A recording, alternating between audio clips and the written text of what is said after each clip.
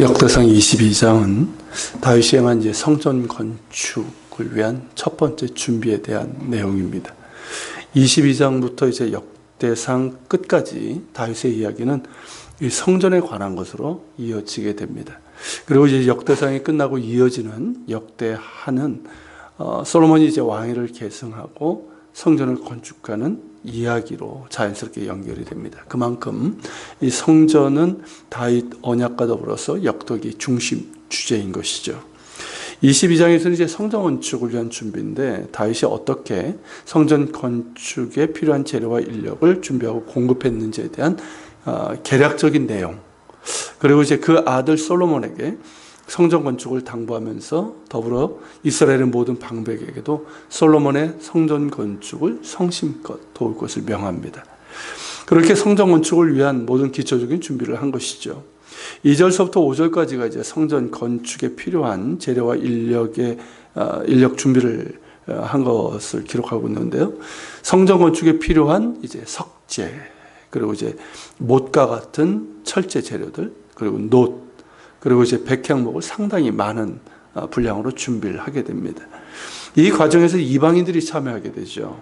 2절에 보면 이스라엘 땅에 거류하는 이방 사람들이 성전 건축에 필요한 돌을 다듬는 일을 하게 됩니다.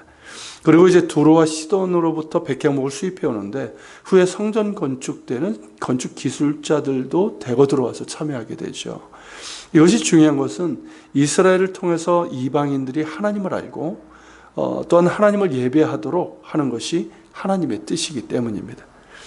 이스라엘 사람들만이 참여한 것이 아니라 이스라엘에 거류하는 외국인들과 두로와 시돈 사람들이 역시 참여하면서 내 집은 만민이 기도하는 집이라는 그 말씀답게 모든 사람들이 하나님을 예배하는 성전이 세워지게 된 것이죠.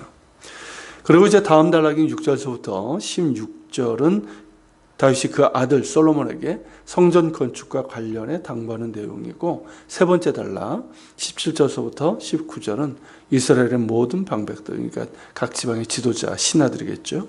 그들에게 이제 솔로몬을 도와서 성전 건축을 성심껏 다할 것, 성심을 다할 것, 이것을 명령하는 내용이에요. 그런 까닭이 22장에서 핵심은 뭐냐면 두 번째 단락입니다. 즉 다윗이 그 아들 솔로몬에게 성전 건축을 부탁하면서 한 말인데, 여기에서 이제 성전이 어떤 중요성과 의미를 갖는지를 볼 수가 있습니다. 자, 성전은 단순히 고대 근동의 여느 나라와 같은 신전이 아닙니다. 어느 나라나 신전이 있지 않았습니까? 그런 신전이 아니에요. 성전은 하나님의 집이라고 하지만 보이지 않으시나 살아계시며 온 우주를 창조하신 하나님에게 그런 집이 필요한 것도 아니고 그런 건축물에 국한할 수 있는 하나님이 아니십니다. 성전은 하나님의 언약과 관련이 있습니다.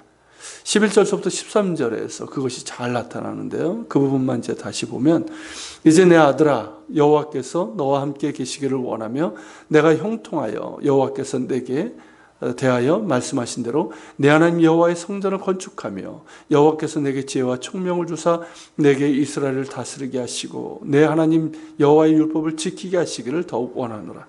그때 내가 만일 여호와께서 모세를 통하여 이스라엘에게 명령하신 모든 규례와 법도를 삼가 행하면 형통하리니 강하고 담대하여 두려워하지 말며 놀라지 말지어다. 자, 여기서 다윗이 솔로몬에게 한 말을 잘 보십시오. 누가 누구에게 한 말과 비슷합니까?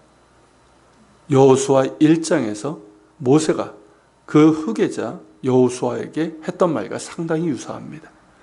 하나님께서 함께 하시며 하나님의 율법을 지켜 행하면 내가 형통하게 될 것이며 따라서 강하고 담대하여 두려워하지 말고 놀라지 말라는 겁니다.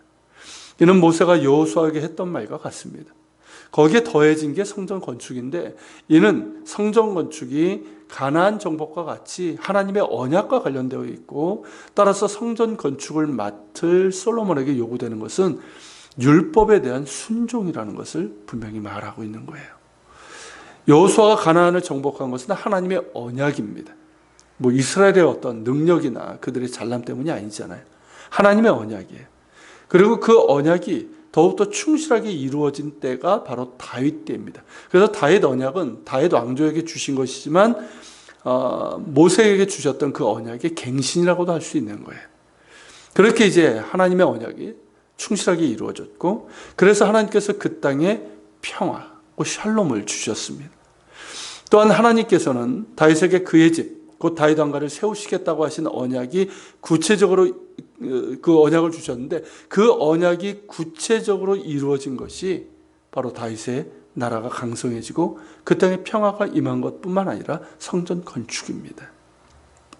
지난 시간에 본 것처럼 다윗의 큰 죄에도 불구하고 하나님께서는 용서의 은혜를 베푸셨고 심판의 자리에 속죄의 은혜가 임하는 성전을 세우도록 하신 것이죠. 즉 다윗의 인간적인 결함과 연약함에도 불구하고 당신의 언약을 신실하게 이루어 가시겠다는 하나님의 의지가 담겨 있는 것이 바로 성전입니다.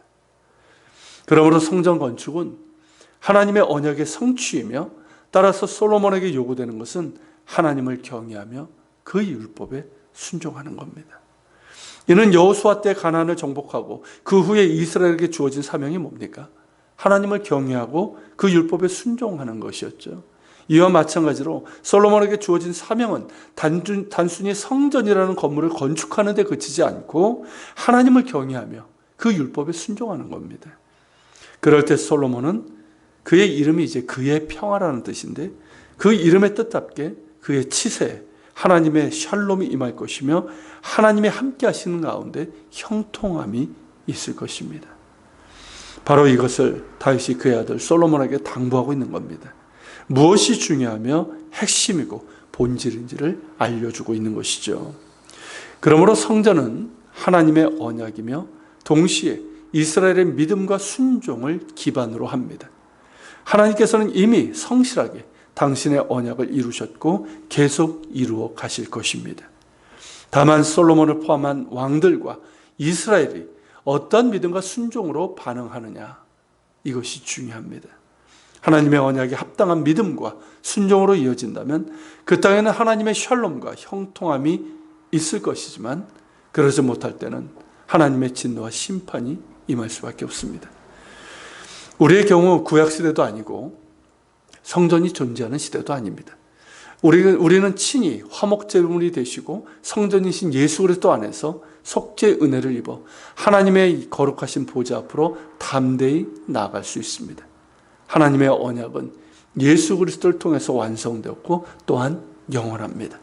그 누구도 그 무엇도 우리를 그리스도 예수 안에 있는 하나님의 사랑에서 끊을 수 없습니다.